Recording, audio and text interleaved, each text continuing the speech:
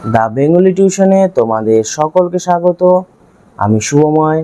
আজ তোমাদের সাহিত্যের খেলা এই প্রবন্ধের বিষয়বস্তু এবং এমসিকিউ প্রশ্নোত্তর নিয়ে আলোচনা করছি। প্রমথ চৌধুরী তার সাহিত্যের খেলা প্রবন্ধে শিক্ষা ও সাহিত্য এই দুই যে এক নয় তা তিনি খুব সুস্পষ্টভাবে আমাদের সামনে তুলে ধরেছেন। তিনি মনে করেন কবির মতিগতি শিক্ষকের মতিগতির সম্পূর্ণ বিপরীত। তাই শিক্ষা ও সাহিত্যে আকাশ পাতাল পার্থক্য লক্ষ্য করা যায়। আর এই পার্থক্যকেই লেখক স্পষ্টভাবে তুলে ধরেছেন এই প্রবন্ধে। প্রথমত, শিক্ষা।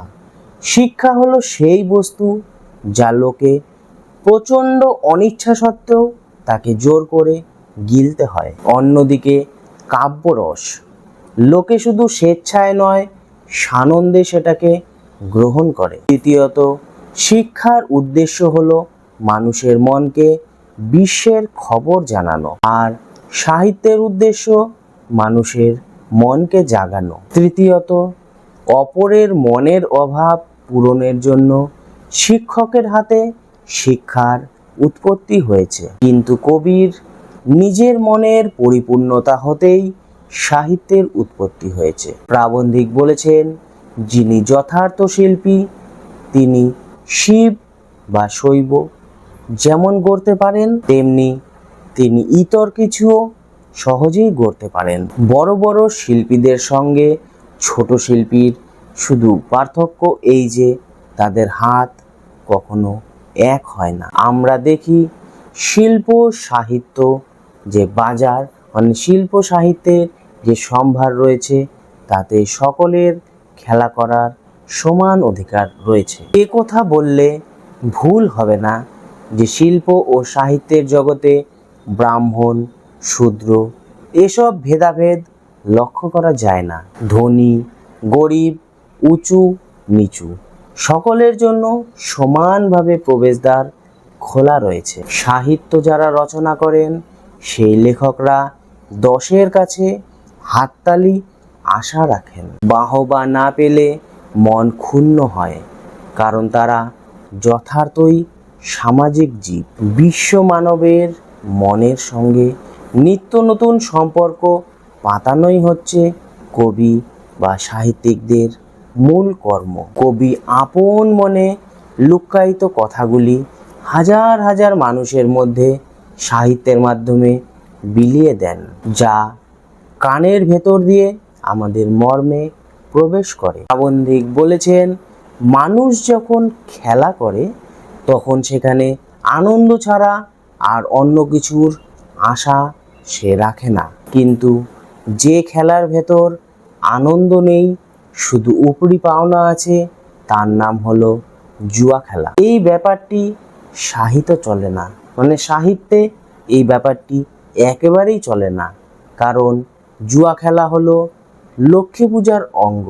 মানে এখানে লক্ষ্মী লাভ যেহেতু হয় সেই জন্যই বলেছে এটা লক্ষ্মী ঠাকুরের অঙ্গ, এটা সরস্বতী ঠাকুরের অঙ্গ হতেই পারে না, তাই জুয়া খেলা কখনো সাহিত্যে আসতে পারে না। সাহিত্যের উদ্দেশ্য সকলকে আনন্দ দান করা, কারো নির্দিষ্টভাবে মনোরঞ্জন করা নয়। সাহিত্য যদি ব্যক্তি বিশেষের মনোরঞ্জনের ভূমিকা নেয় তাহলে সেই সাহিত্যের ধর্মচ্যুত হবে। আবার বলা যায় শিক্ষা ও সাহিত্যের ধর্ম এক নয়, কারণ শিক্ষা লোকের অনিচ্ছা সত্ত্বেও তাকে গলাধঃকরণ করতে হয়, অপরপক্ষে সাহিত্যকে লোকে স্বেচ্ছায় গলাধঃকরণ করে। শিক্ষকের হাতে শিক্ষা অপরের মনের অভাব পূরণ করার জন্যই জন্মলাভ করেছে, আর সাহিত্যের উৎপত্তি ঘটে কবির নিজের মনের পরিপূর্ণতা থেকে। সাহিত্য বস্তু হলো জ্ঞান অনুভূতি সাপেক্ষ, তর্ক সাপেক্ষ নয়, বা গুরুর হাতে বেদও নয়। সাহিত্যে মানবাত্মা খেলা করে এবং সেই খেলা সকলে উপভোগ করে। এটাই হলো সাহিত্যের খেলা প্রবন্ধের বিষয়বস্তু আলোচনা। এবার আমরা এমসিকিউ প্রশ্ন উত্তর নিয়ে আলোচনা করব।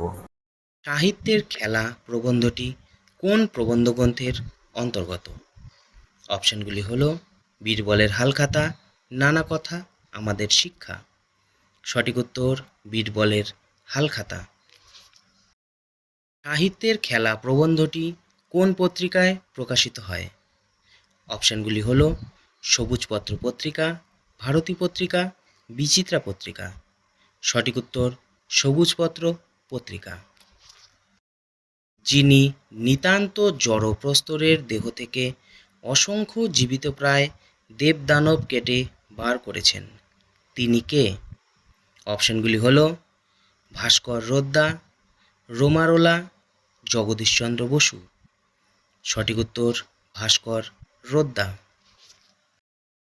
যে খেলার ভিতর আনন্দ নেই কিন্তু উপরি পাওনার আশা আছে, তার নাম কি? অপশানগুলি হলো সাহিত্যের খেলা, জুয়া খেলা, ফুটবল খেলা। সঠিক উত্তর জুয়া খেলা। সাহিত্য জগতে যাদের খেলা করবার প্রবৃত্তি আছে, সাহস আছে ও ক্ষমতা আছে, তাদের কপালেই ঘটে। অপশানগুলি হলো মানুষের নয়ন মন আকর্ষণ করবার সুযোগ, সাহিত্য জগতে নিজেকে প্রতিষ্ঠা করার সুযোগ, সাহিত্যের খেলা করার দক্ষতা। সঠিক উত্তর মানুষের নয়ন মন আকর্ষণ করার সুযোগ। খেলা হচ্ছে জীবজগতে একমাত্র নিষ্কাম কর্ম, অতএব অপশানগুলি হলো মোক্ষ লাভের একমাত্র উপায়, আনন্দদানের একমাত্র উপায়, আনন্দ লাভের একমাত্র উপায়। সঠিক উত্তর মোক্ষ লাভের একমাত্র উপায়। এই সব জিনিসে সাহিত্যের বাজার ছেয়ে গেছে। অপশানগুলি হলো ধর্মের জয়ঢাক, কাব্যের ঝুমঝুমি, সবকটি ঠিক। সঠিক উত্তর সবকটি ঠিক, মানে দুটোই ঠিক। এ কথা শিক্ষকেরা স্বীকার করতে প্রস্তুত নন, কোন কথা? অপশানগুলি হলো সাহিত্য রচনা যে আত্মার লীলা, শিক্ষা ও সাহিত্যের ধর্মকর্ম যে এক নয়, সাহিত্য রচনা সকলের পক্ষে সম্ভব নয়। সঠিক উত্তর সাহিত্য রচনা যে আত্মার লীলা। সস্তা কথার অর্থ হলো, অপশানগুলি হলো ছোট করা, খেলো করা, হালকা করা। সঠিক উত্তর খেলো করা। শিক্ষার উদ্দেশ্য হচ্ছে, অপশানগুলি হলো স্বেচ্ছায় নয় সানন্দলোকে পান করে, পছন্দ করে না, সবগুলিই ঠিক। সঠিক উত্তর সবগুলিই ঠিক। শিক্ষার উদ্দেশ্য হচ্ছে, অপশানগুলি হলো মানুষের মনকে বিশ্বের খবর জানানো, মানুষের মনকে উন্মুক্ত করা, মানুষের মনকে জাগানো। সঠিক উত্তর মানুষের মনকে বিশ্বের খবর জানানো। সাহিত্যের উদ্দেশ্য, অপশানগুলি হলো মানুষের মনকে বিশ্বের খবর জানানো, মানুষের মনকে উন্মুক্ত করা, মানুষের মনকে জাগানো। সঠিক উত্তর মানুষের মনকে জাগানো। সাহিত্যের উৎপত্তি, অপশানগুলি হলো কবির নিজের মনের পরিপূর্ণতা হতেই, আনন্দদানের জন্য, আপন মনের অভাব পূরণ করবার জন্য। সঠিক উত্তর কবির নিজের মনের পরিপূর্ণতা হতেই। শিক্ষকের হস্তে শিক্ষা জন্মলাভ করেছে। অপশানগুলি হলো কবির নিজের মনের পরিপূর্ণতা হতেই, আনন্দদানের জন্য, আপন মনের অভাব পূরণ করবার জন্য। সঠিক উত্তর অপরের মনের অভাব পূরণ করবার জন্য। বাল্মীকি রামায়ণ রচনা করেছিলেন। অপশানগুলি হলো আদিতে মুনি ঋষিদের জন্য, শিক্ষিত বাঙালিদের জন্য, সংস্কৃত শেখাবার জন্য। সঠিক উত্তর আদিতে মুনি ঋষিদের জন্য।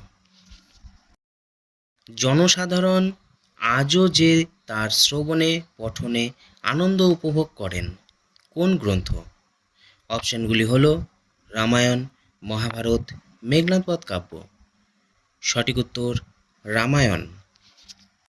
লাখে একজনও যে যোগ বশিষ্ঠ রামায়ণ ছায়া মারান না, তার কারণ? অপশানগুলি হলো রামায়ণ শ্রবণ করে মহিষীরা আনন্দ লাভ করতে পারেননি, বাঙালিরা অভিভূত হননি, আনন্দের ধর্মই এই যে তা সংক্রামক। সঠিক উত্তর আনন্দের ধর্মই এই যে তা সংক্রামক। সাহিত্যে কি হয়?